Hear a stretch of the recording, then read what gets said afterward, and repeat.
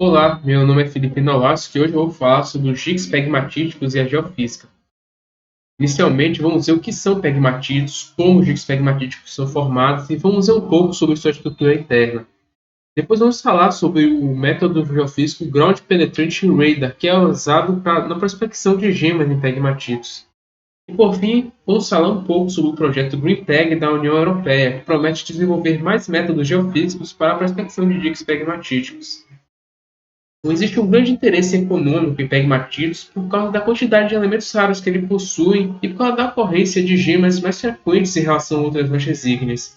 Os métodos geofísicos eles têm um potencial de auxiliar a prospecção desses minerais em pegmatitos. E, como exemplo, nós vamos ver os resultados da aplicação do método GPR na prospecção de gemas em diques pegmatíticos. Bom, por definição, os pegmatitos são rochas plutônicas com grãos muito grossos, que têm um diâmetro maior do que 1 centímetro. Eles geralmente ocorrem como diques ou lentes e apresentam uma quantidade relativamente alta de minerais raros. E, geralmente, os pegmatitos possuem a composição próxima do granito. Existem pegmatitos com outras composições também, mas eles são bem mais raros, por isso nós vamos nos focar nos pegmatitos graníticos. Aqui nessa imagem temos um exemplo de pegmatítico cianítico, onde fica bem evidente os cristais grandes em relação a outras rochas plutônicas. Bom, a teoria mais suportada atualmente para a formação de diques pegmatíticos graníticos é que eles são formados a partir do magma residual dos granitos. Quando um granito se forma, o restante do magma ele tem uma temperatura de fusão reduzida e por isso continua a subir a superfície, formando enxames de diques em torno do granito. E esses diques são caracterizados por um tempo de cristalização relativamente rápido, durante de algumas semanas até alguns meses. Mas mesmo assim, é, existe a ocorrência de cristais grandes por causa da presença de elementos incompatíveis nesses líquidos.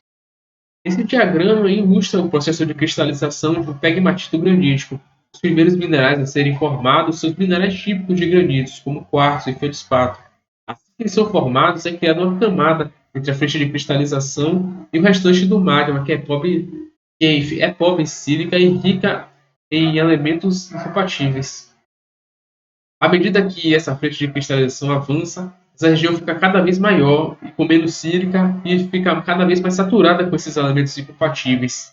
E eventualmente esses elementos entram em uma fase mineral, formando os cristais grandes de minerais raros que geralmente encontramos nos pegmatitos. Uma consequência desse processo é a formação de uma textura zoneada em muitos discos pegmatíticos.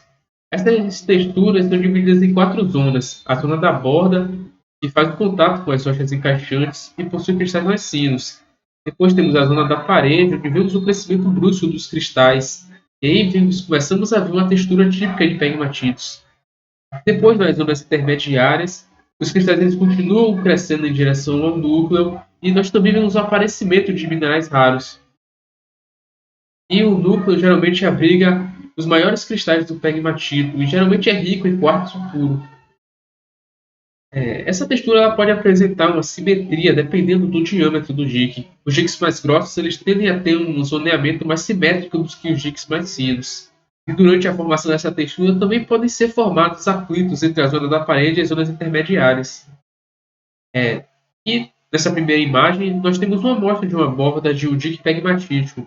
E dá para ver que os cristais são bem mais finos em comparação aos cristais da zona da parede, que fica logo atrás. E aí já dá para ver a textura que pode ser classificada como pegmatítica.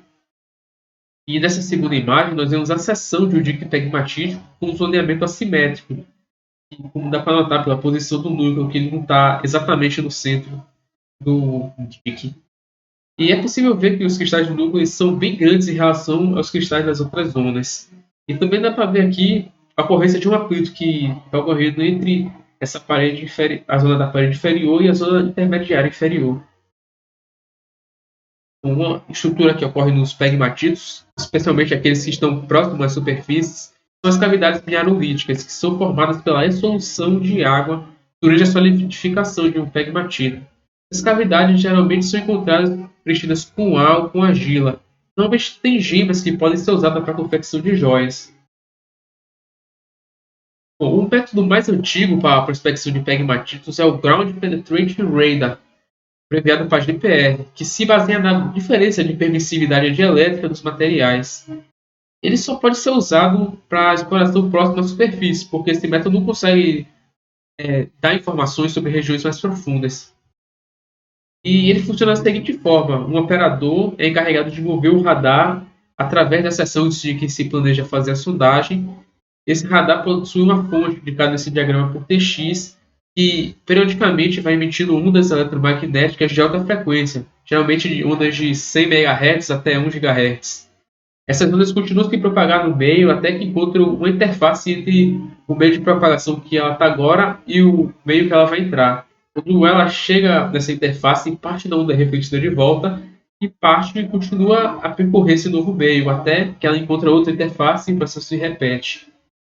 As ondas refletidas elas são capturadas por um receptor que aqui está indicado por RX, que consegue identificar a amplitude da onda refletida e o tempo que levou para ela chegar. Bom, quando a onda está prestes a entrar em outro meio, a porcentagem de sua amplitude que será refletida vai depender da diferença entre as permissividades dielétricas entre os dois meios. Essa porcentagem pode ser encontrada por essa expressão aqui, que é igual à raiz quadrada da permissividade dielétrica do meio que a onda está atualmente, menos a raiz quadrada da permissividade dielétrica que o meio vai entrar, sobre a soma dessas duas quantidades. E à medida que a onda vai se propagando em um material, ela vai perdendo energia e por isso a amplitude dela vai diminuindo. A taxa com que essa amplitude diminui vai depender da constante de atenuação, alfa, que depende tanto da frequência dos sinais que estão sendo emitidos, quanto da permissividade dielétrica do meio que ela está se propagando, que elas estão se propagando. E essa constante pode ser encontrada da seguinte forma: digamos que inicialmente o sinal foi emitido com amplitude A0, aí quando ele chegou na profundidade Z, ele se encontra com a amplitude A. A razão entre A e A0 é igual a E elevado menos a constante de atenuação vezes a profundidade Z. E a constante de atenuação determina a distância de sondagem, que é a profundidade máxima nas quais os sinais refletidos podem fornecer informações úteis. Abaixo dela, os sinais ficam muito atenuados, não dá para ter informação que pode ser útil. Essa distância é dada por essa expressão aqui, 3 vezes a distância, 3 vezes o inverso da distância da constante de atenuação. E aqui temos duas animações que ilustram como as ondas emitidas se propagam. Na primeira animação, vemos como as ondas se comportam ao serem refletidas por um objeto com uma seção circular. E nessa segunda animação, nós vemos como as ondas se comportam quando entram em um meio de propagação diferente. Vemos que parte dela é refletida de volta e a outra parte continua se propagando no outro meio. Bom, os sinais recebidos por um receptor durante uma sondagem são organizados em gráficos chamados de radagramas. Eles indicam a amplitude da onda recebida e o tempo que levou para ela chegar. E conhecendo a velocidade de propagação da onda no meio, é possível usar essa informação para estimar mais ou menos a que profundidade esses sinais foram refletidos.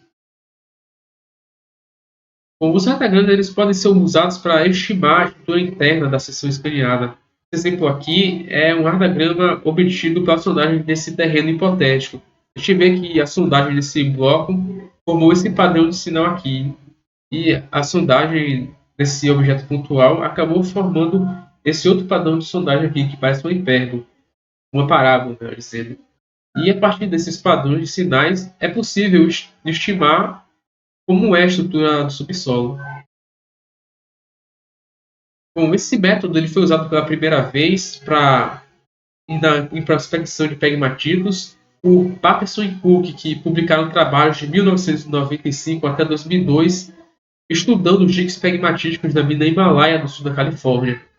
Eles queriam usar esse método para realizar uma prospecção de cavidades mineralíticas contendo gemas de turmalina em diques onde não havia nenhuma indicação visual de que haveriam essas cavidades, que era como os mineradores faziam até então. No artigo que eles publicaram em 2002, eles escanearam essa seção de 2 metros de um dique que não tinha indicação de que haveria uma cavidade. E aqui o radagrama original, que está aqui na esquerda, E aqui eles processaram esse radagrama e gerou esse gráfico da direita, porque ficou melhor de visualizar. E eles identificaram essa anomalia que está ocorrendo nos radagramas como uma cavidade preenchida com ar. E depois que o dique foi escavado, eles viram que realmente havia uma cavidade. Inclusive, eles encontraram gemas de turmalina nela, como mostra a imagem. Bom, após isso, o Josel, Aranha e Horne, eles publicaram estudos de 2018 até 2019 aplicando esse método no campo pegmatítico de Santa Rosa, em Minas Gerais. Eles também estavam tentando encontrar cavidades com gemas de turmalina. Eles usaram esse método em conjunto com análise geoquímica dos pegmatíticos para aumentar a confiança dos resultados obtidos pelo GPR. E os autores realizaram sondagens em várias seções dos diques. Isso permitiu que eles construíssem um modelo 3D da área estudada. Bom, mais recentemente, Silva, em sua dissertação de 2022, testou esse método na detecção de cavidades associadas a diques pegmatíticos em Portugal. A autora realizou duas sondagens. A primeira foi um talude em Vilar de Mouros, que fica em Viana do Castelo, e a segunda foi uma pedreira abandonada em mal partida, que fica em Guarda. Em Vilar Mouros, os pegmatitos possuem cavidades com argila e a prospecção se daria por encontrar regiões do radagrama com maior atenuação. Só que no dia que a autora foi fazer a sondagem, o terreno estava úmido e os radagramas acabaram ficando com muito ruído. Segundo a autora, ainda foi possível encontrar indicações de cavidades contendo argila, que ela até marcou de vermelho aqui. Mas não dá para ver muito bem a imagem, porque as imagens que ela forneceu ficaram com uma resolução baixa. Em mal partido, os finais eles foram mais nítidos e deu para identificar melhor as cavidades que estão marcadas nessa imagem aqui, nessa elipse, onde dá para ver esses sinais em forma de parábola que indicam a presença de cavidades. Bom, o GreenPeg ele é um projeto do programa Horizon 2020 financiado pela União Europeia com uma duração prevista de 5 anos, que visa desenvolver métodos para a prospecção de pegmatitos em larga escala na Europa para facilitar a mineração de elementos raros.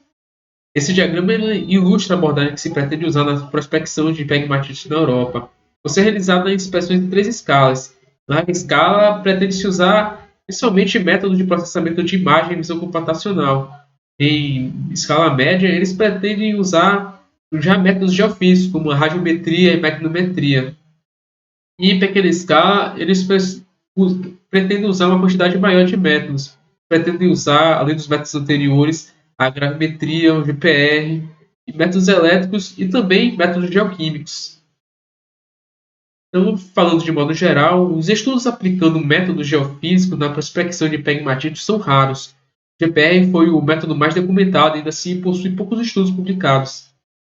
E outro método que mostrou potencial para a prospecção de gemas em pegmatitos foi a tomografia eletroresistiva, mas existem poucos estudos com essa aplicação.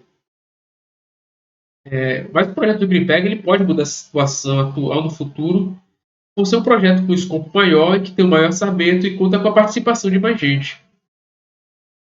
Então, por fim, vimos que, apesar da eficácia do uso do GPR na prospecção de gemas de turmalina, houve poucos estudos seguindo essa mesma linha. Depois do trabalho de Patsnikov, houveram apenas mais dois.